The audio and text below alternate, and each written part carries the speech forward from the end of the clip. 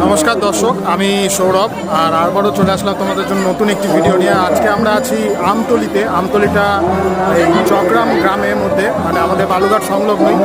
এখানে একটি খুব সুন্দর গ্রাম্য মেলা হয়, অনেকটা ওই বাসনাকালীর মতন।